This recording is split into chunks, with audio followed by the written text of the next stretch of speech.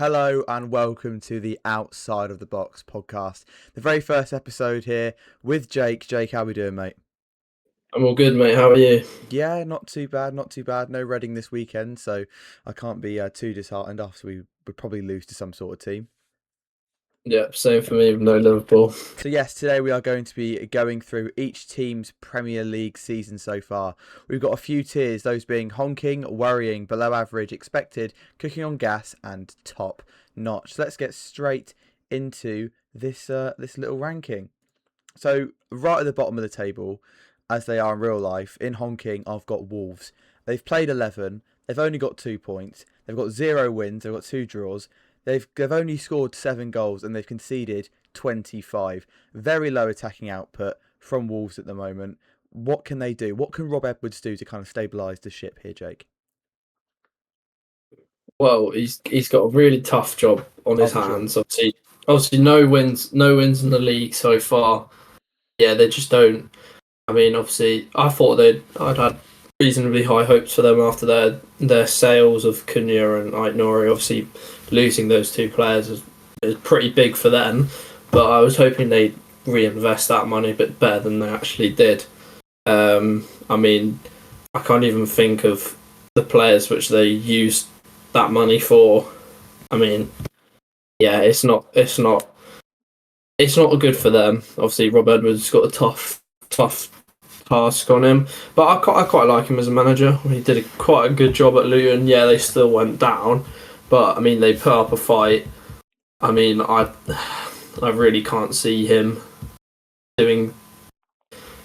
It's got to be a worldie from him to keep them up in the position that they're in.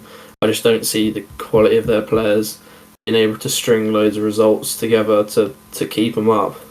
For sure. I think you look at Wolves' team at the moment, and Strand Larsen obviously has been injured, I'm fairly certain, for the first bit of the season.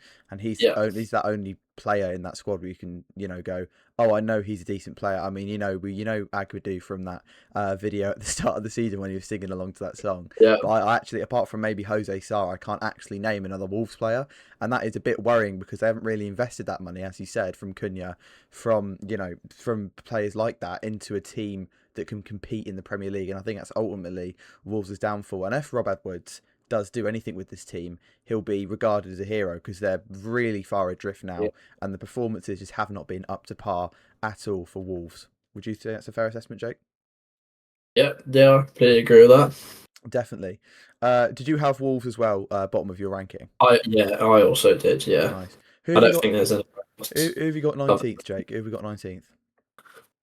Well, I had Forest. Yeah. Obviously, they had a really, really tough start to the season. Their season last season was obviously much higher than you thought they would be. But yeah, I don't know. They kind of, I'm not sure about the quality of players that they brought in. I mean, they bought quite a few players in, but I'm not really sure of, like, they were buying players from foreign countries who weren't really that Premier League proven. I would have liked to have seen them go for some more players which are obviously Premier League proven. They had that. Obviously, they now got Europe, so they've got that to deal with.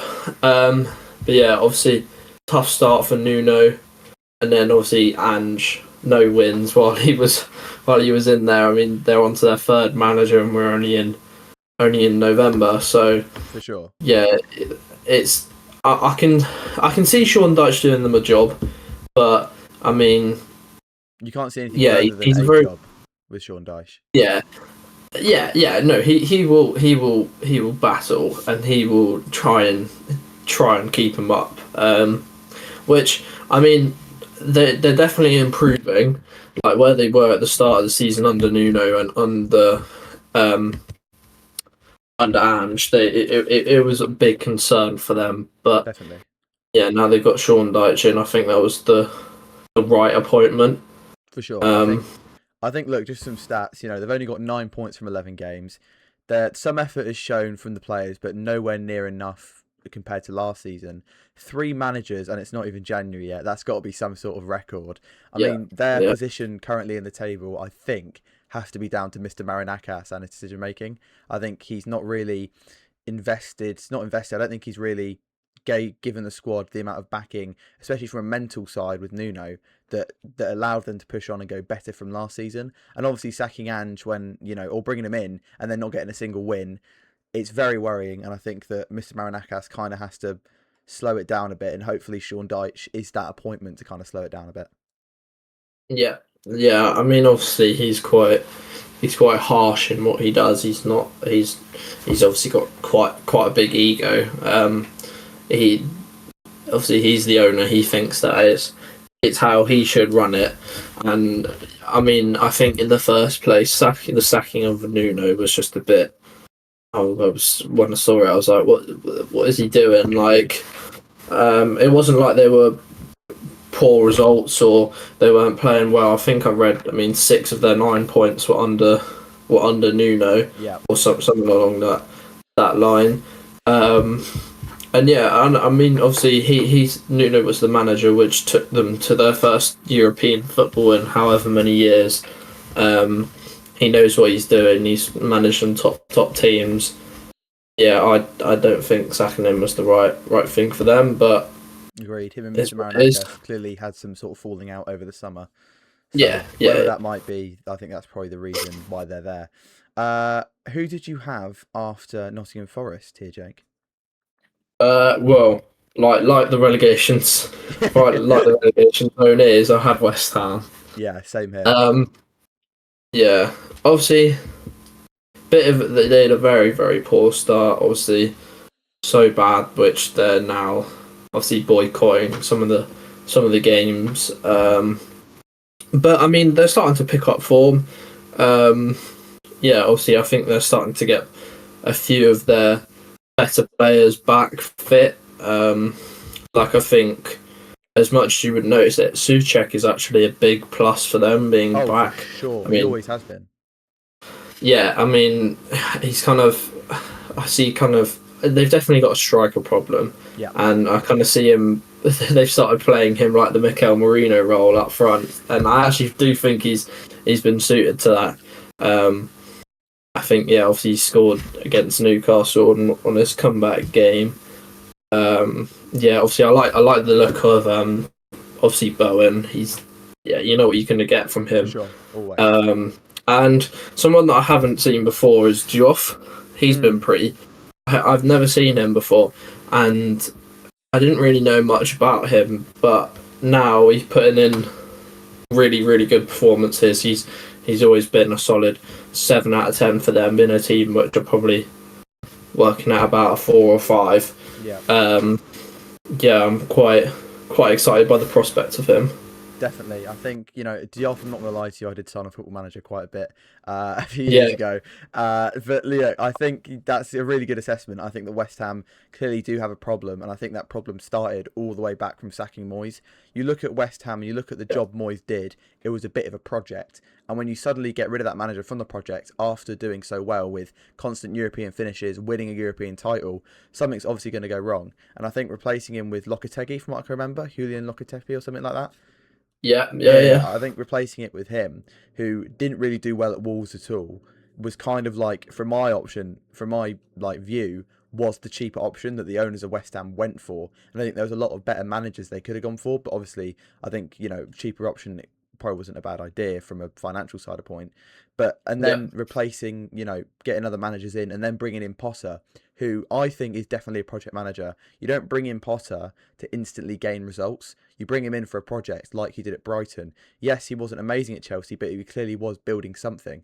And I think West Ham at that point really needed points on the board. And the manager for that, I think, probably would have been, funny enough, Sean Dyche. If they brought in Sean Dyche at that time when they were kind of in a regression, there would have been some sort of pickup or anything. But I think the owners of West Ham got the managerial appointments wrong ever since sacking Moyes. And I think bringing in Nuno could definitely change their season around. I think he's a good manager from last year.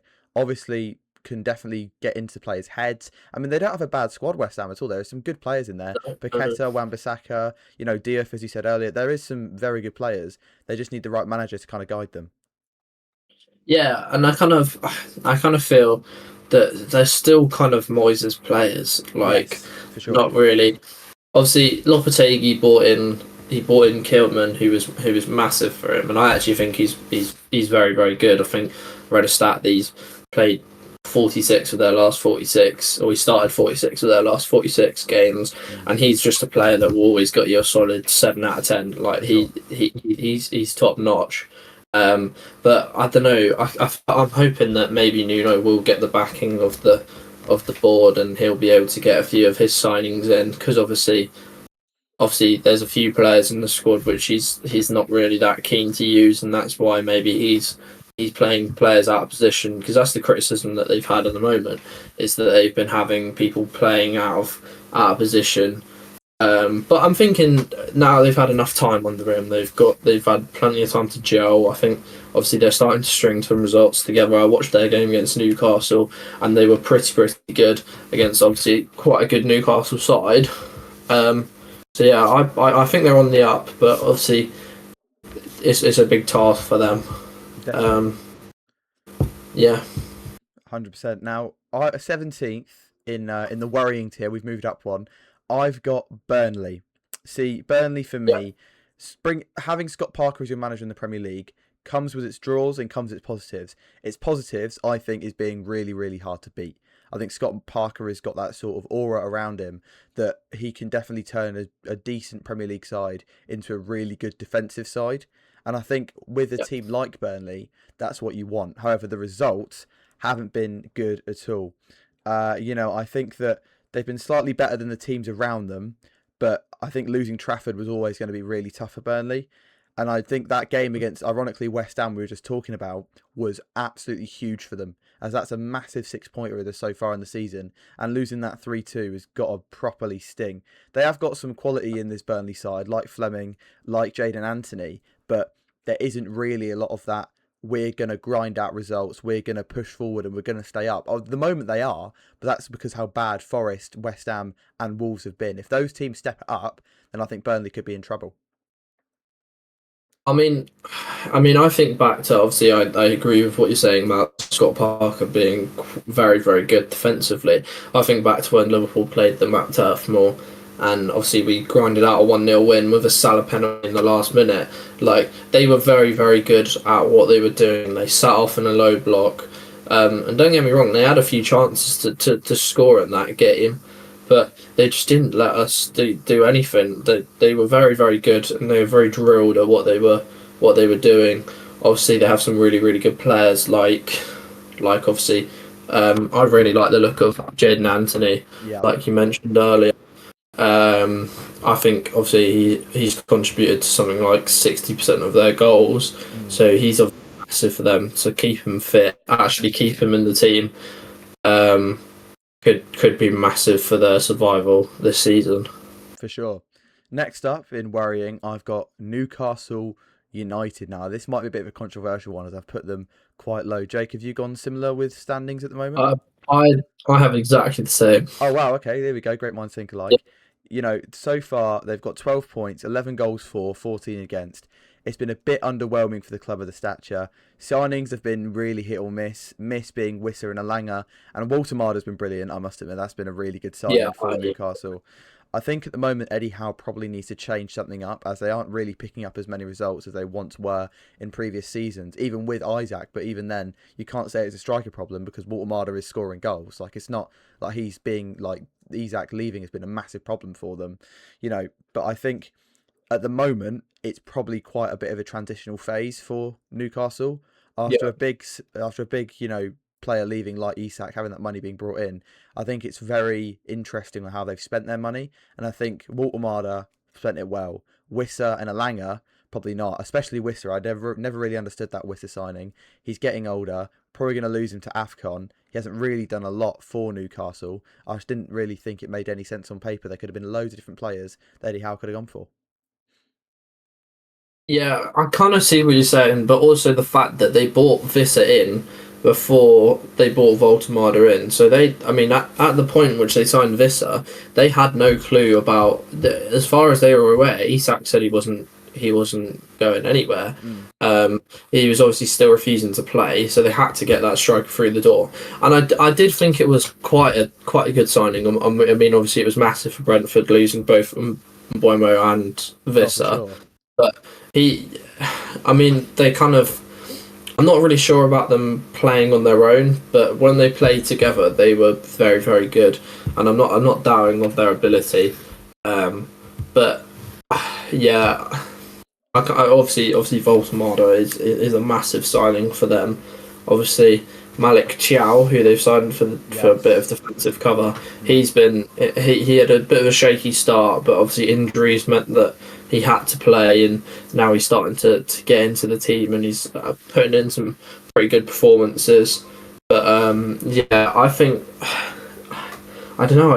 I can't put what's wrong about them, but they just something defensively just doesn't seem It's a right. weird I mean, they don't season. seem to have that. Yeah, they don't really seem to have that like bite in midfield that they had last year. Oh, for I mean, sure. I think back to when we played them in the Carabao Cup final last year, and they were celebrating every tackle. They were properly fighting for the badge. I mean, I'm not sure whether they have the players which will do that Mm. now. I mean, obviously you've got the likes of Guimaraes who will always give you 110%. Um, yeah, I'm not sure in the projection that of where they're actually going. I mean, obviously they're still in the Champions League and they're getting some decent results in there. So I'm wondering maybe they're trying to focus on Europe a bit more. But yeah, that comes at a cost with the league. Oh, definitely. I think what you're saying about having that bite in the midfield, I think definitely Joe Linton, I think, has been off it massively this season. I think he's Yeah, one of those players that, I mean, I've seen a lot online that Newcastle fans do like him, but I think sometimes he just is seen as a bit of a reckless horse, if you know what I mean, just kind of flies into stuff, gets booked a lot.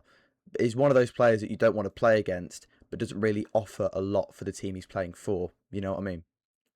yeah, I agree. And obviously, I think obviously now I think he got injured in their last game from just a stupid reckless tackle that he didn't need to make. He didn't. They didn't gain anything from it apart from now him being well, Injured, yeah, not really gain, but yeah, obviously now he's out injured for I think maybe like 4 to 6 weeks, something like that. So definitely. yeah, 100%. After Newcastle, I've got Fulham. I'm guessing, have you gone for the exact same? Have you gone different? Same? yeah, Fair enough. Fulham, they've got 11 points. They've got 12 goals for, 16 against. For a less dominant club in the Premier League in the last few years, they've definitely established themselves as a Premier League team. Not a good one, not an amazing one, but definitely one that can compete in the league. But recently, they've been falling off it a little bit. They've been sucked into this relegation zone, and performances from last season have definitely disappeared. They've only got one win in their last five, and that game was against a really bad Wolves side. The real question is for me, can Marco Silva take them out of this relegation fight and pick performances up like he did in previous seasons? Or do you reckon it's time for a new managerial change, Jake? That's my question to you. yeah. I mean, it's quite a tough question.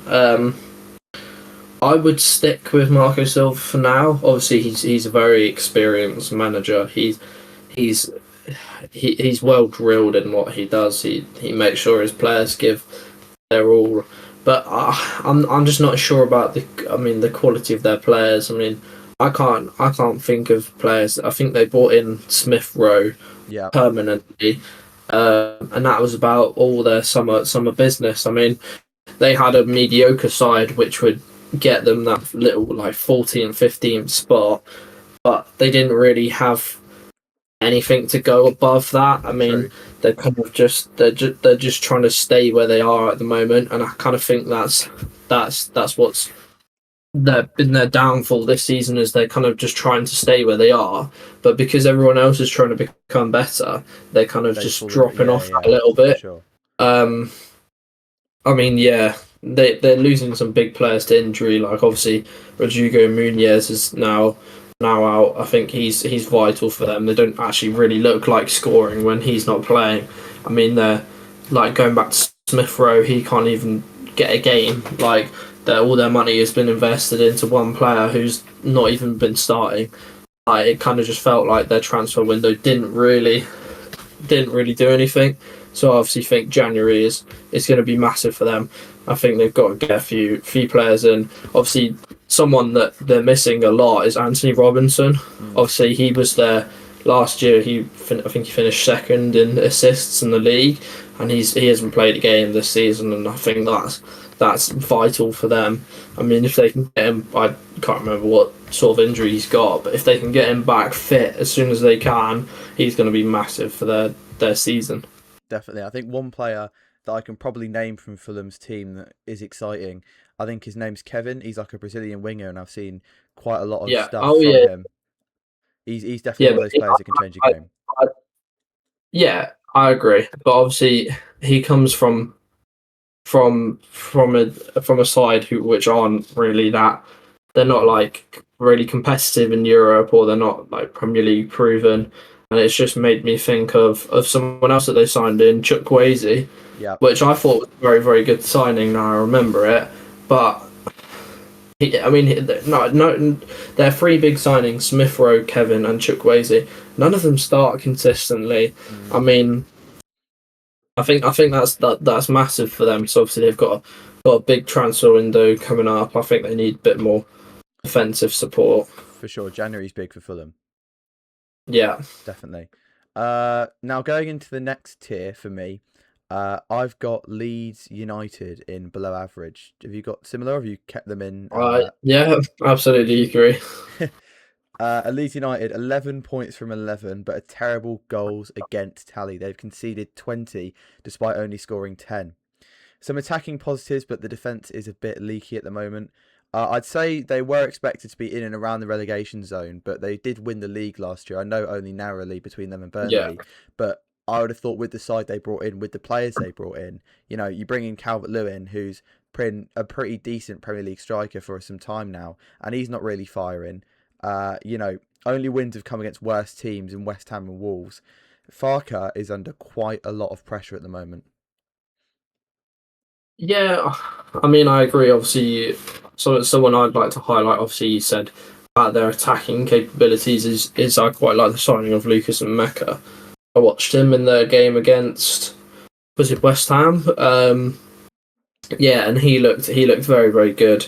I also think, yeah, obviously they've got that defensive, like they're a bit fragile at the back. Looks like anytime they get like counted on, that they're gonna concede. But I think their new goalkeeper they brought in, Perry, he's been quite good. Lucas Perry, definitely. Which obviously that was a massive problem for them going into the league. That they were going, well, are we going to start Carl Darlow or are we going to start Meslier, who is not neither of them in my eyes are Premier League goalkeepers. I think Meslier could probably start for Reading. Yeah, well, yeah, exactly. You're not even start Joel Pereira probably keep him out the team. You'd get him on the bench for us. Yeah, I'm not sure about Leeds. I mean, they pick up points here and there, which is quite good to keep them ticking. But I mean, yeah, I mean, out of the newly promoted teams, they were obviously the three newly promoted teams were predicted all to finish last. I mean, I was reading stats and odds of about all three relegated teams to get relegated, or promoted teams to get relegated again, and it looked highly likely. And I mean, it's got to be obviously a applauds to them for keeping them out of the conversation. I mean, they're not at the moment. They're doing all right. Like, if they can keep where they're at for the rest of the season, I can see them staying up. But obviously, I do think they're going to have to start making improvements. I mean, they've got a tough run of games coming up against. I think the next four is Villa, City, Chelsea, and then Liverpool. So that could really harm them if other results don't go their way. So if they can pick up a odd point here and there, I mean that could be massive for their season. But I'm not sure. I think I'd keep Daniel Farker in for now. Yeah, so would I. See, this is probably my most controversial take here, and you probably won't like it. In below average, I've got Liverpool so far, and I think that's down to I think the transfer window and player mentality, I'll get into this now. On paper, I think their transfer window is probably one of the best we've ever seen in the Premier League. Bringing in the likes of Isak, bringing in the likes of, players like Jeremy Frimpong, who did amazingly well in a Bayern Leverkusen side who beat Bayern Munich to the German title a few years ago. I mean, those players bringing in are amazing. Milos Kerkez, who was a great left back for Bournemouth last year, to try and replace Andy Robertson, who is ageing. I think those incomings were huge. And Isak, obviously, £140 million striker. You can't say no to that. You as a Liverpool fan must have been buzzing. But I think Yep. the incomings with Florian Wirtz as well, I keep naming on top of my head now. Florian Wirtz, these Yeah. players haven't settled in as fast as Liverpool fans and the Liverpool management would want them to. I think the only player that's kind of settled in fast has probably been Ugo Ekitike. I think he's been a bright spark in this Liverpool team so far. But then none of the players are hitting the heights they were at their previous clubs. And even then, the players at Liverpool haven't really been hitting the heights either. Losing Trent Alexander-Arnold on a free to Real Madrid obviously stung quite a bit. But it's not like you didn't have the players and the money to replace him. And the players that you've brought in to replace Trent Alexander-Arnold haven't been up to scratch. Jake, you're a Liverpool fan. You could probably tell me a bit more about this than I can name. Go ahead. Yeah. I mean, I agree with you. I do have them in below average, but I have them at the top end because at the end of the day, it's not like we obviously we started the season. You forget after 5 games we were 5 games, 5 wins. Yes, they weren't convincing, but we were getting points on the board. Obviously, all of our goals were past the 82nd. All of our match-winning goals were part of the 82nd minute. So obviously that was a concern.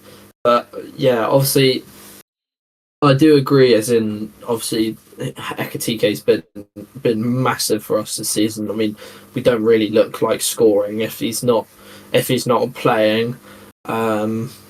Yeah, I mean, obviously, it kind of felt like we were trying to force these new signings in. Obviously, we've spent so much money that it was kind of seemed like they were trying to be forced into the side, and it's not.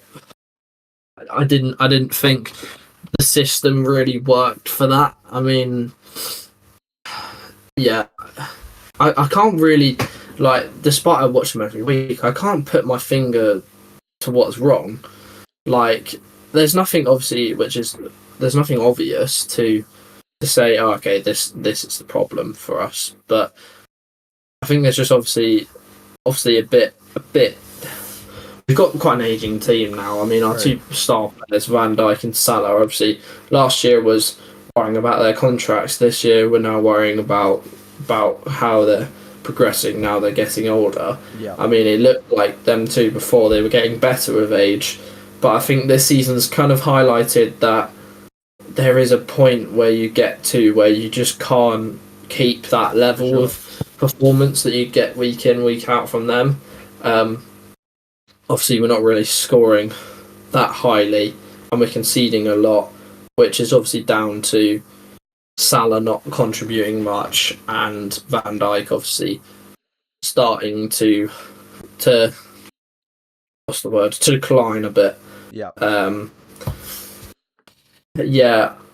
Obviously, I was very excited going into this season, but obviously it's been a tough start. But I mean, I don't think it's been our worst start, because I get this as a Premier League list, but you also got to consider that we beat a very good Real Madrid side, who were, don't get me wrong, they played very well, but we played to that extra level. And if we can try and find that sort of level in the league, I don't think it should be a problem. Obviously, having an international break now might be a good sort of time to have it, where we can get players send them to their country and they can be free and they know their role and whatnot, and then they can come back and hopefully come back with a bit of confidence and in what they're doing. One player I'd like to highlight as well is Dominic Szoboszlai. He's been our best player this season by miles. I mean, he's shown his versatility. I mean, obviously with our right back issues, like you said, with Trent Alexander-Arnold leaving, we have 2. I'd say relatively injury prone fullbacks. So he's had to fill in there, and I mean obviously that's not his best position, but I mean he's been keeping Florian Wirtz out of the team, and I don't think when you look at that team before that squad before the season, you're not going to go, okay, Dominic Soboslai is going to be the best player this season. But I mean I think that he's been massive for us. I mean, yeah, he puts in 110% effort wherever he plays, and that's all you can really ask for as a fan, to be fair. For sure. I think this year with Liverpool, I think it's definitely been second season syndrome, but not in a way that some Yeah. clubs who come up from the Championship do when they fall off and and they get relegated. I think obviously the team's mentality probably was a bit harmed by the departure of Trent Alexander-Arnold and the unfortunate death of Diego Jota that probably impacted the team quite a lot. And I think, going into the next season, a lot of new faces, a lot of fresh new faces, and that comes with a lot of new egos. And I think trying to gel Yeah. into that squad would definitely be hard for the existing players to get along with the new incomings, and for the incomings to kind of rally together and sort of gel into that whole team cohesive unit. But I think that's probably been Liverpool's main problem this season. And I've seen a lot of Liverpool fans kind of questioning Arne Slot's decision making, subs, positioning, whatever you want to call it. So I think it's Yeah. definitely been a weird season for Liverpool, and they're in that sort of transitional period where, yes, you've extended the contracts of Mo Salah and Van Dijk, but you do need to try and think about, when do we bring these replacements in? How do we phase them in? And, how do we kind of make this team what it was a few years ago with the players who are going to be departing, that are going to be leaving? I think that's sort of Liverpool's main sort of worry slash issue at the moment. Yeah, I mean, one thing I also would like to say is obviously when Slot replaced Klopp, we weren't expected to win the league first season. People were expecting us to finish maybe fourth around that, and obviously he was using Klopp's players to do that, and obviously Klopp was very good at developing players into making them better. But what Liverpool haven't done in our last however many years is buy these players with these big egos and have these top star players, and then it's almost making our team better. What Klopp used to do was he used to buy players who weren't so good, and then work them up to being obviously the best players in the world. Like when Salah, for example, was at Chelsea, he was a flop. He scored something like 4 goals in his 2 seasons at Chelsea, but yeah, but Klopp just made him better, and it kind of felt like it wasn't going to be that sustainable. And everyone was going, "Oh well, Liverpool just win the league again," blah blah blah. But then it's kind of our expectations have kind of caught up on us. And obviously Slot, I mean, he's still getting used to the Premier League. I mean, yeah, I think just the expectations are a bit high for us this season, which I can understand. But For sure. yeah, Next up, we're going up a tier, and this is in the sort of expected tier. We're going to have a lot of teams here that are kind of where I think they should be, or maybe Jake's might be different. I don't know, but where I think they should be, the performances are kind of where they should be for the team they are, and sort of in line with what you kind of would have thought at the start of the season. First up, I've got Brighton. I think first of all they lost two big players in João Pedro and Estupinian. They obviously brought in a lot of money for them, but they obviously are hard to replace. I think on a negative side as well, Carlos Baleba hasn't really been putting in the same performances as he did last season, and that might be due to his head being a bit clouded, and his ego might be a bit inflated after the whole Manchester United talk that never really happened. yeah, But they could edge into this better tier above if they, with a bit of momentum. The only losses this season have been to Fulham, Arsenal, Man United, and Everton, which isn't too bad. They haven't lost to any teams that have been terrible this year, and the losses they have been to the higher teams haven't been that bad. No one's really been an out-and-out goal scorer for them, apart from Danny Welbeck, who's always been, this really good Premier League striker. Yes, he is aging at the moment, but at the moment, he always will be. But, he's that sort of player that can really change a game, and he's got something about him in this Premier League that can score goals from nowhere. And I think Danny Welbeck is a big player for Brighton, but at the moment, I think Fabian Hertzler is probably where he is, and I think Brighton probably will never really hit the heights that they had when De Zerbi was there in Europe, unless they spend a lot of money bringing in some great players and maybe develop ones they brought in this season. Yeah, I mean, I don't really know a lot about Brighton this season, but from what it seems to me on the outside, it's kind of just a like one of those seasons where you just kind of get by like where Stagnate, you are. yeah, You're not trying to you're not trying to do too much. Like obviously Fabian Hertzler, obviously he's the youngest manager in the Prem. He's still getting used to like to the high levels of the Premier League, and I kind of think that's not having a little like sustainable season isn't bad for them. Like just one where they can make subtle improvements. Obviously, yeah, some performances of their higher level players like Aliba, but also talk about how Matoma's not sure. really contributed much this season. I mean, those players were massive for them last season and the seasons before.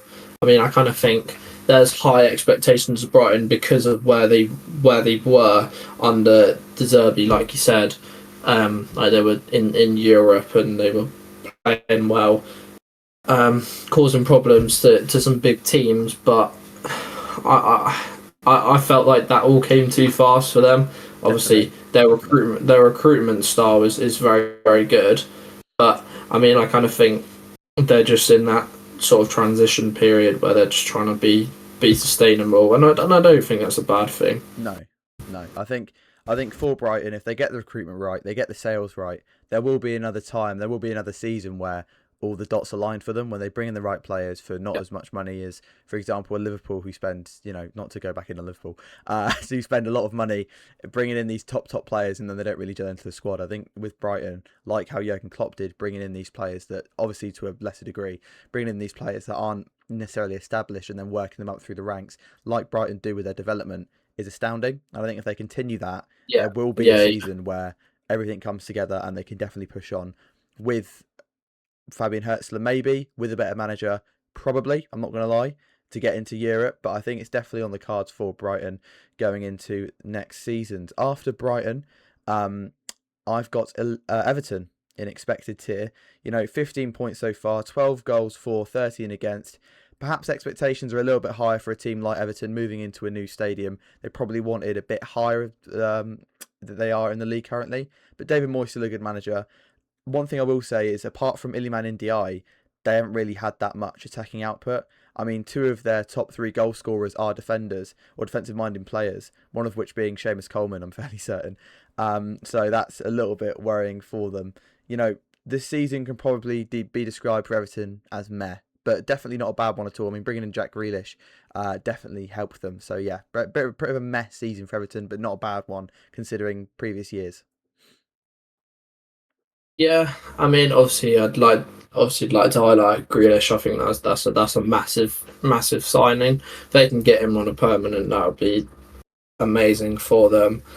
Yeah, obviously, I don't think your stat is quite right because Seamus Coleman is retired, but Is it not Seamus Coleman? Oh, who am I thinking no, about? Let me I think you're rectify this. about Hold on. Tarkowski. No, I think you're hold on a about minute. Tarkowski. Let me have a look because I'm fairly certain. I know it's. Here we I was gonna go. say This I'm is this pretty is sure a. Seamus Coleman's I want to say retired. Seamus Coleman's definitely retired. Uh, Michael Keane. Michael Keane. I know it was. Michael Key. I know it Yeah, was some sort of Irish surname. yeah, Michael. So their yeah, top three goal scorers so far are Idrissa Gana Gay, Michael Keane, and Iliman Ndiaye. So, and obviously Jack Grealish top assist with 4. So not Seamus Coleman, podcast yeah, viewers. Uh, Michael Keane. There we go. Thank you very much, Jake, for highlighting yeah. that. I thought I was No, wrong by saying Seamus no, Coleman. no worries. So yeah, go Um, ahead, mate. yeah, I mean, obviously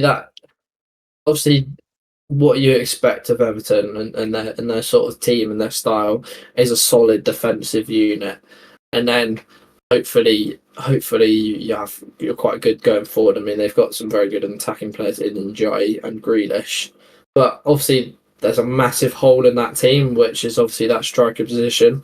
I mean, they brought in Thierry Barry, and he just hasn't hit the ground running. I No, mean, Beto not. doesn't seem to. They signed Beto a few years ago to be this Dominic Calvert-Lewin replacement, and he's not really doing anything either.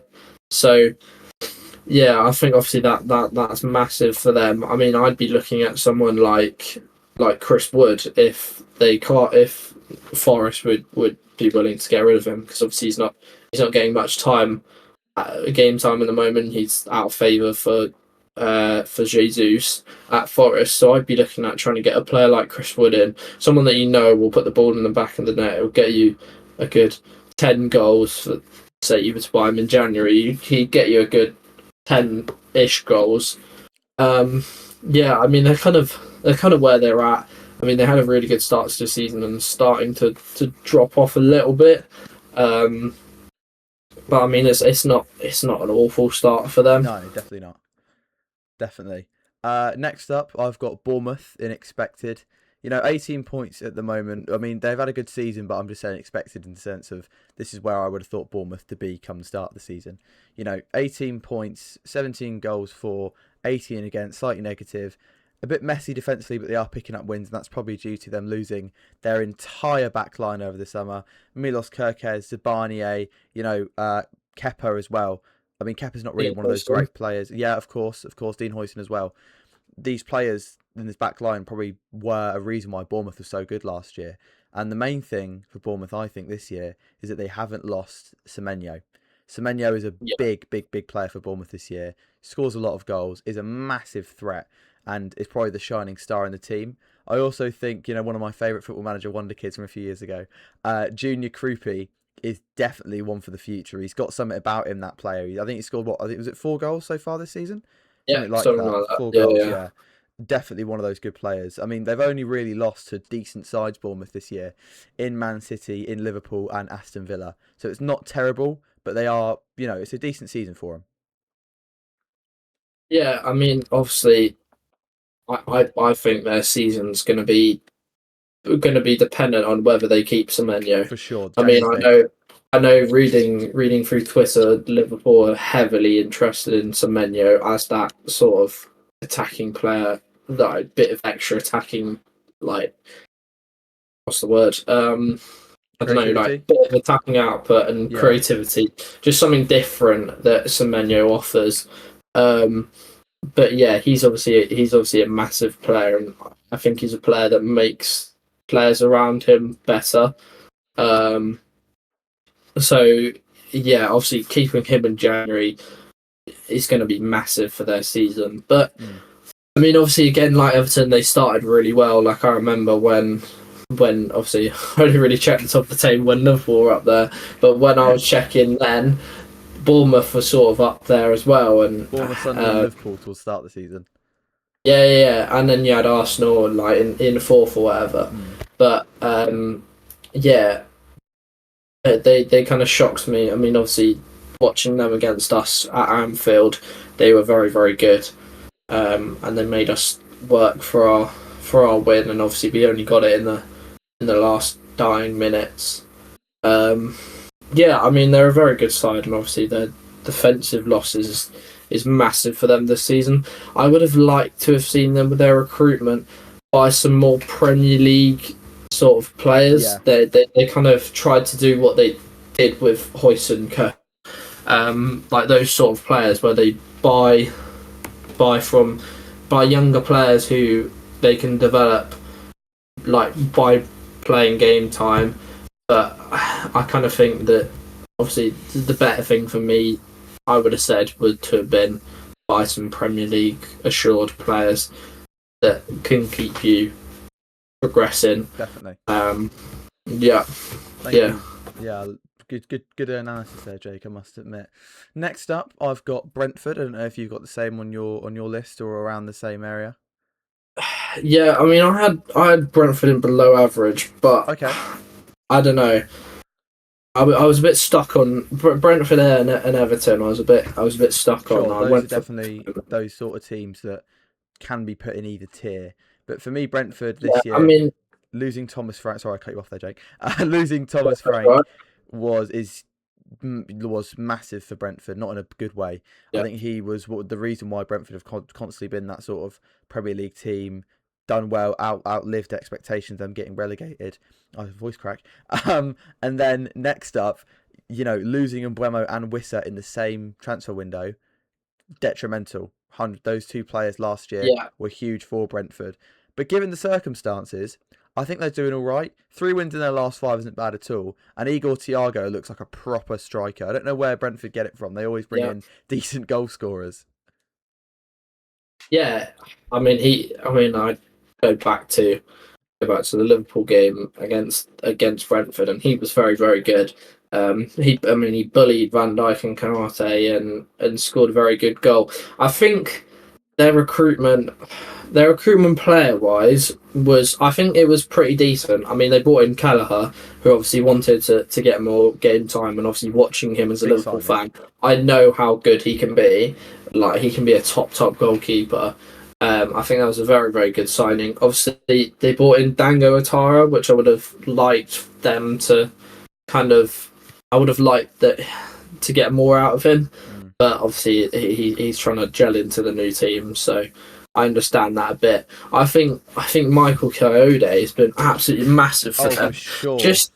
I genuinely, he's not. His footballing ability isn't. It's not like outstanding, but genuinely, yeah, his throw-ins win Brentford games. I mean, going back to the Liverpool game, we got absolutely bullied by them. Like, I think we conceded 2 out of our 3 of our goals from set pieces. Obviously, that comes with Keith Andrews being the set piece coach. So they're always going to focus on their set pieces. But yeah, I think that sort of that's kind of quite massive for them. Is their set pieces, and if they can keep where they are, if they can keep Igor Thiago firing in the goals, I reckon they can be in and around maybe the 10th sort of spot come the end of the season. Yeah, I mean, they've got quite a solid team. Obviously, they still haven't been in the Premier League for that long, and I mean, the job that they've done, the job that Thomas Frank did, to not only get them up from the Championship into the Premier League, but to get them competing like he did, was very very good. And I'm very interested to see where Keith Andrews actually takes them. 100%, definitely. Up from Brentford, I've got Aston Villa. Now, if you'd asked me this maybe a month ago, maybe 2 weeks ago, 3 weeks ago, I would have had Aston Villa in below average or even worrying, because they were down there at the start of the season. They didn't really pick up any points, didn't really score many goals. But now they've won like some stupid number, like bloody 5 on the bounce, and they only lost to Liverpool. 5 on the bounce. I don't think it would have been 5. Yeah, I think it would have been about 4 in the last 6 or something like that. That sounds right. Yeah, 4 in the last 6. They've massively obviously kicked on. Yeah. Obviously, you say that they had such a poor start to the season. I mean, I kind of had them unexpected, because at the end of the day, it was kind of, they were obviously their start to the season was very poor. They didn't score in their first 4 games. They didn't. I think they picked up 3 points from their first 5 or something like that, and they were all draws. So it kind of just felt like they weren't going anywhere. I mean, I was quite interested in Villa after their sort of transfer window. They brought in some very very good players who I thought can take them to that next sort of level. But obviously, the way they started the season, I didn't really have high hopes for them, and they've had some tough results in the Europa League as well. Obviously, losing to who's it? Go Ahead Eagles, who I'd never even heard of before, which sounds like your local Sunday League team name, or like a Monday night six-a-side team name. I've seen them. Yeah, exactly. Yeah, I kind of felt like they weren't going to have a great season, and maybe it was back to reality a bit. But I mean, Unai Emery, he can work wonders with teams, I'm sure he can get them out of the sort of problem that they're in. But obviously, he is doing that, and they're getting results now, and they're now 6th in the table. I wouldn't have even considered that. Something like 5 games in, with them being the relegation zone, and sort of some of the other teams which are up there, they've just leapfrogged them like very very quickly without not much change. Definitely. I think, yeah, Villa definitely have got something about them after this really, really poor start. As I said earlier, the last six have only lost to Liverpool and won every other game. This is Villa we are pretty much used to seeing, and they could push on massively given their current momentum. After Aston Villa, I've got Crystal Palace, which I think is, no, it's not. I've got one more team than expected. Crystal Palace, 17 points at the moment, 14 goals, 9 against. Very good defensive record, only 9 conceded. They've definitely got a talented squad. I think losing Eze was going to be a big hit in the summer. Mateta's still doing Mateta things, still firing, still kicking corner flags. Pino looks really good. All round, a decent season so far for Palace and a really decent squad. And if, Palace's manager can push on and kind of get the squad, fine tune a few things, maybe bring in some different players in January, this could be a really good season for Palace, given Europe as well. They could definitely do something in their European campaign and in their Premier League one. So I think Palace, yeah, not a bad season so far. I mean, I mean, I slightly disagree. I think I put them in cooking because if you look at, I get we're doing a Premier League video, but if you look at some of their cup competitions, I mean, they absolutely battered Liverpool in the Carabao. I mean, if they can go and win something like that again, like they did like with the FA Cup last year, if they can go and win a trophy again, it will be a very, very good season for them. Even if they sort of finish in that 10th position, which they are in now, yeah, obviously, I think they're kind of focusing. They're starting to focus on the Europa, on the Conference League a bit more now. I mean, if you look at some of the lineups that they're putting out, they're not weakening their team or rotating their team as much as I expected them to. But yeah, I kind of obviously I think Ishmael Assar has also been very good. Oh, great That player. front three of that front three of Sarr, Mateta, and Pino, if they can keep firing and keep playing as well as they can, they could do some horrible things to the league. And I mean, 100%. Palace are a team that I just don't really want to play anymore. They're just that they can just grind out a result, and they obviously some reason always beat Liverpool. Um, Definitely. I obviously, think, I saw that at Wembley, which was oh, yeah a bit painful. Um, so I don't but have great fond no, memories of Wembley either. Don't worry. Every single time I've gone, no, or we've gone, whatever you want to call it, we've lost. So I'm with you on that. yeah, yeah. I mean, yeah, Palace. They excite me, and obviously, I think I mean, you talk about how good they are defensively. I mean, they've conceded 9 goals, and 3 of them were against Bournemouth in one game. So you look at that. That's 6 goals in the however many other games. What 8 other games, Something and like they've that, only yeah. conceded 6 goals, which is very very good. So I really like Oliver Glasner as a manager.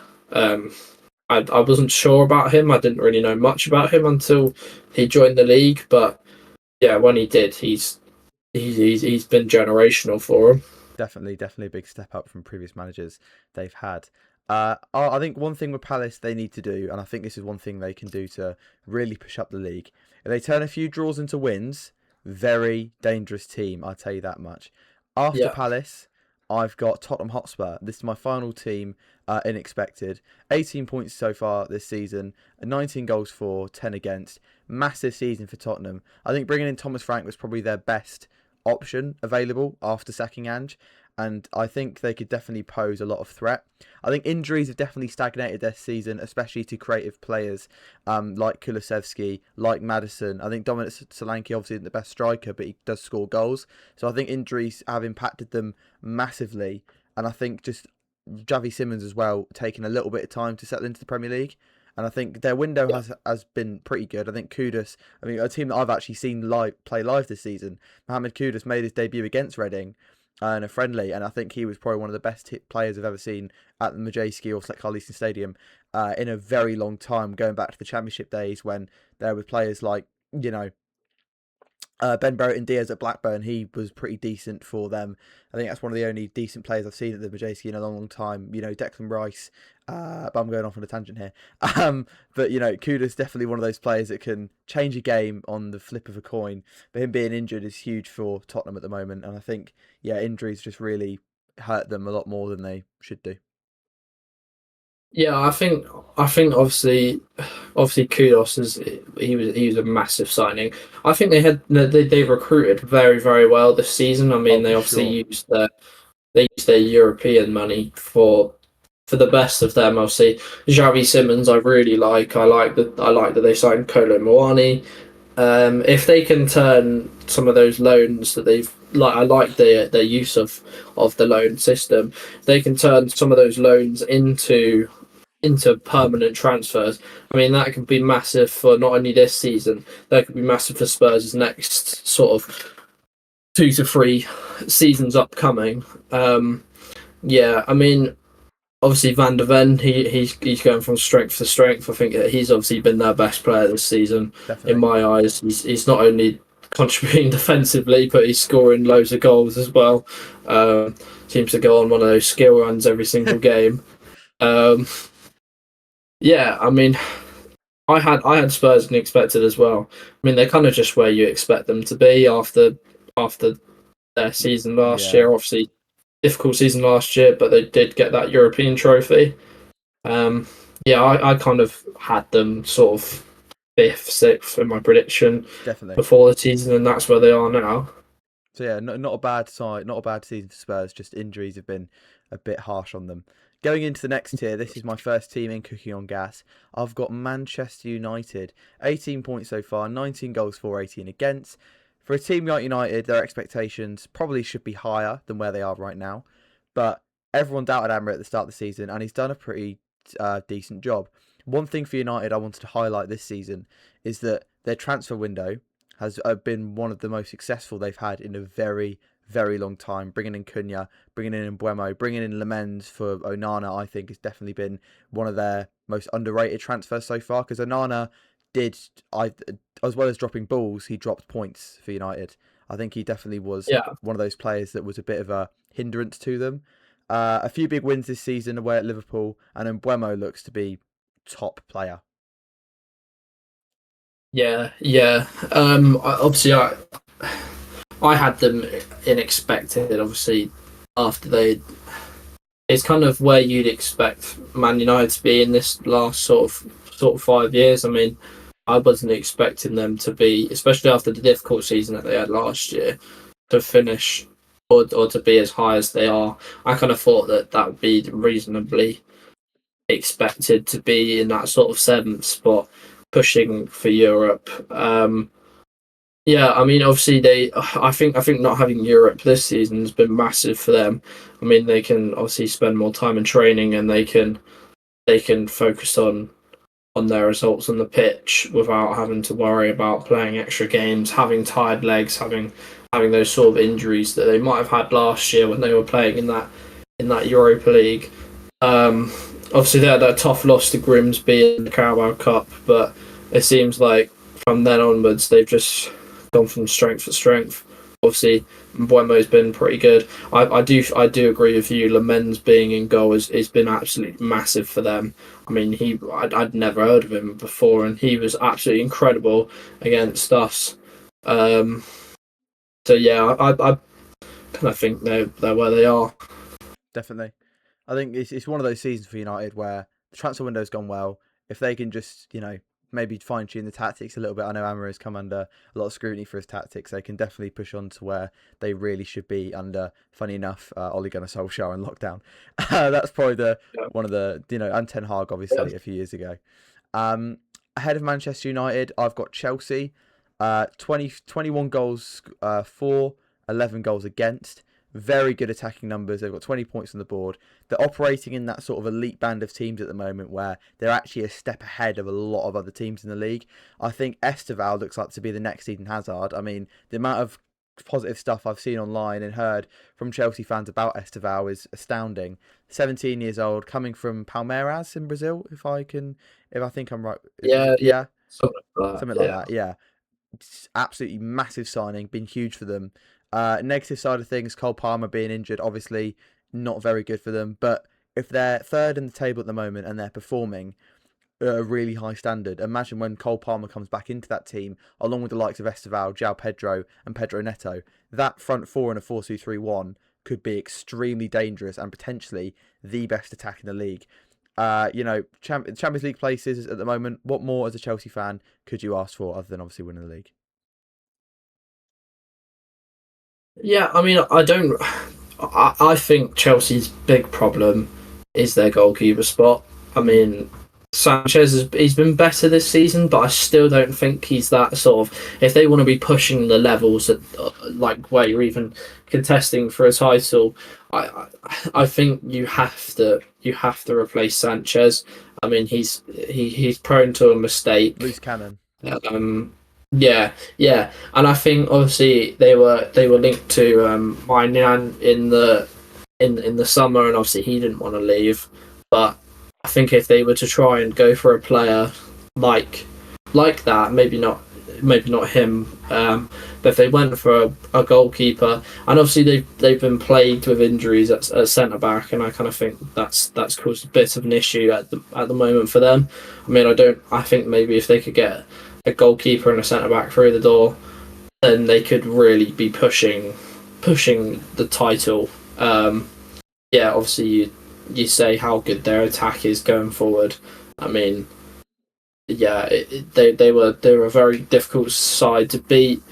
Obviously, yeah, Esteval looks very exciting, and admittedly, he was a player I knew nothing about until he came on and scored in the last minute, and now that's all I'm hearing. Oh That's all God. I'm hearing about him. I think we can't move on from Chelsea without talking about Moises Caicedo. I mean, what a player Yes. he's been. Definitely been one of the best midfielders so far this season.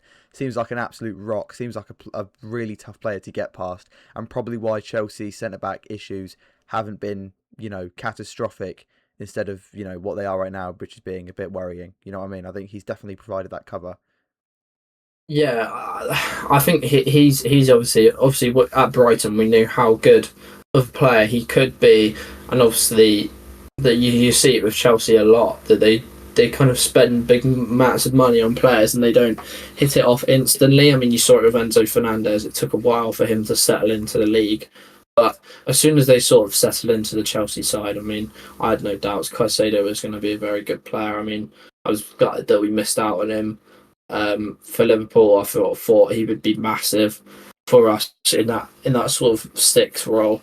But yeah, I also think Reece James being fit and playing consistently has been massive for them. Obviously, that's not something that he's been able to do for the last 3 or 4 years, where he's just been plagued with injuries.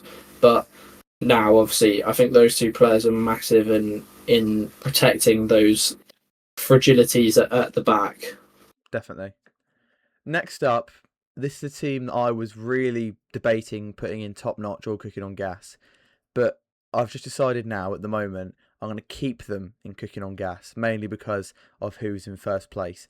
And that team at the moment in third for me in cooking on gas is Manchester City. 22 points, 23 goals for, 8 against. Super good defensive record. One of the best performing clubs in the league.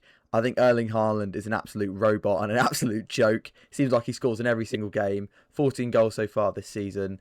Their window was excellent, bringing in Ryan Cherky, Tajani Reinders and Donnarumma. I think negative side of things, I think bringing in Trafford was a bit of a waste. I think they really realised that Trafford wasn't all that, and then went, you know what, we need a solid goalkeeper in after losing Edison. Let's bring in Donnarumma, and he's been, we've known for so long how good Donnarumma is, and he's provided some great saves for Manchester City. And their last result, beating Liverpool 3-0, absolutely Yeah, huge. yeah. Obviously, that game kind of summed up both team seasons. To be fair, I mean, we looked fragile and we couldn't play our football, and we got beaten by a well drilled Man City team who have exciting, creative players. Yeah, I think getting Donnarumma in was absolutely massive for them.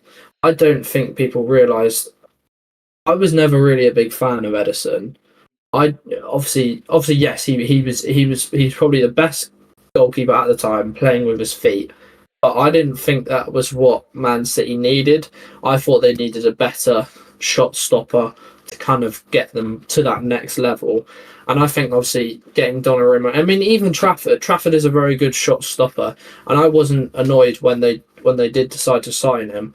it kind of felt like they bought Donnarumma because they could get him on a bargain, um, which obviously, yeah, 25 million or whatever they paid That's for stupid. Donnarumma, and he is the best. He's for me probably the best goalkeeper in the world. Obviously closely behind Allison, but yeah, I mean he's just so tough to beat. Like his presence in goal is just massive for them. And obviously, yeah, I don't even need to get into Haaland. We know what he can do. He's been doing it for the last however many seasons. And I mean, yeah, I think Man City they didn't start that well, but I think they lost to Tottenham and dropped a few points here and there at the start of the season. But yeah, now they're in their rhythm. The new players are they know they're well drilled in the system and whatnot. They're just going to keep getting better, and I can see them competing for every trophy that they're in. Oh, they're cooking on major gas, especially Erling Haaland. I don't know what Pep's feeding him. It might be like supercharged potatoes or something. I have no Yeah, idea. He's an yeah, feeding absolute him pure batteries. pure batteries. He's an absolute joke. Now going into the final tier of our tier list at the moment in top notch, I've got two teams. One of which being a team that won the playoffs last year in the championship through a Kiefer Moore misplaced pass, and that has triggered probably one of the most exciting new teams from promotion that we've seen in a very long time. That team being Sunderland, 19 points at the moment, 14 goals for, 10 against. For a club not to dominate the Premier League historically, they've been doing really well so far. Window's gone under the radar for the Black Hats, especially with bringing in Granit Xhaka, big leader, big name, big player. Came up as a weakest side, but is now the fourth best team in the league. Regis Labrie has got them playing some great football. I mean, I don't know. Again, I don't know what he's feeding his players, but they clearly want to play for Yeah, Sunderland. And they're grinding out wins really well. And if this keeps up, they could be in Europe next season. yeah. I mean, obviously, like I kind of went into earlier, we at the start of the before the season, people were saying, "Will the three promoted teams get relegated again?" And I wouldn't have been surprised if that was how it went about. I mean, obviously they didn't start amazingly. They obviously beat West Ham in the first game of the season, but then they lost to Burnley, and I was kind of like, okay, well Yeah, they're back down to earth now. But I mean, they've just come from strength to strength. Obviously, yeah, Jack has been a massive signing. Um, but yeah, obviously they losing Bellingham, I thought was obviously going to be quite a big thing for them. I thought he would be a massive player in the Prem, but mm. they've reinvested that money that they got from him and from wherever else into bringing in some great players. I mean, I really like Robin Roos. He's a Oh, for really sure. solid goalie. Um, Obviously, some of their defensive players, which they've brought in, like Mukiele and Geertruida, have been very good. But they're also having homegrown players, or not homegrown as such, but players who've been in and around, like Dan Ballard, Mm. who's contributed only to with goals, but he's contributed with defensively For sure. sound performances. Um, Obviously, yeah, they're way higher than you'd expect them to be. If they can keep this up, this it could be up there with some of the best seasons Oh, next that. level. Definitely. Uh, in my opinion, I do think the Premier League will catch up to them. I think the real test will be during December, when obviously in December you have those massive sort of 7 or 8 games in a month, where I think that'll be the real test for them. See how many points they can get from that, and if they can go through December with getting however many points, then there's no doubt that they should be in the talk to be in competition for a European spot. Could be huge. That December Yeah, run of games, as you highlighted there, massive for them. Again, Roofs as well. One of those players. I watched their game against Nottingham Forest. Roofs was outstanding, making save after save, really commanding his box, and probably a very shrewd pickup for Sunderland. Now, top of our list, or my list, I should say. I don't know about yours, Jake, but I'm guessing we're the same. Uh, yep, I've got a team that finally addressed their major issue that they've had for 3 years, That being Arsenal. 26 points at the moment, 20 goals for, 5 against. That is an outstanding defensive record for Arsenal. By far the best defensive side in the league so far. Clear leaders at this stage. Finally bought a striker in Victor Gyökeres, one of the best strikers I've probably seen live. I've seen him at Coventry a few times, and probably one of the best strikers in Europe for the past couple of years. What a player he is. Definitely brought in to do a job for Arsenal, and he's their top goal scorer at the moment. So, hey ho, not doing too bad. Window was an absolutely huge success. You can't talk about Arsenal's window and not mention the likes of Eberechi Eze and Martin Zubimendi. Great signings for them, Eze especially. You know, having that whole fiasco of him going to Tottenham and then not going to Tottenham and then going to Arsenal and then got to Arsenal. And then that Yeah. signing video with Ian Wright going, "Do you want the Arsenal?" Of course. And then he goes, "Yeah, amazing." One of the, honest to God, had goosebumps watching that. That was so good. Seems like this could be the year where they finally win the league after so many years of disappointment. Jake, your thoughts? Yeah, obviously it is tough for me because obviously Arsenal are having to replace Liverpool at the top of the table, and yeah, obviously the thing that I think is going so well for them, like you say, Gyökeres is their top goal scorer, but he's only got like 4 goals or something. He's not scored very many, but that just shows, despite they've scored like 20 odd goals, and Gyökeres has only got 4. They've got 16 goals from other players, All over the and I kind of pitch. think what's really really good about Arsenal is that everyone is playing so well. You can't really pinpoint a player in that team and go, yeah, he's kind of just getting carried by the rest of the team. They're all contributing however they can. Yeah, and I just think they've gone from strength to strength, and obviously they've been up there for however many years, finishing that in that sort of second and third spot. But yeah, obviously getting the window they had, it went under the radar. I think they kind of, some of the players that they got, they weren't the sort of the best players that you could get. I mean, obviously Liverpool signed some better quality players in my eyes, but I mean they've bought players which fit the system and make their team better at the end of the day, and they're getting the rewards for it. Certainly. Well, that brings us to the end of our podcast. Jake, thank you very much for joining me, Yeah, mate. You've been excellent. right. Thank you for having me. Anytime. So thank you guys for watching. It's a brand new podcast. So please do like, subscribe, follow, rate, wherever you do listen to your podcast. And we'll see you lot in the next one. Bye bye. Bye.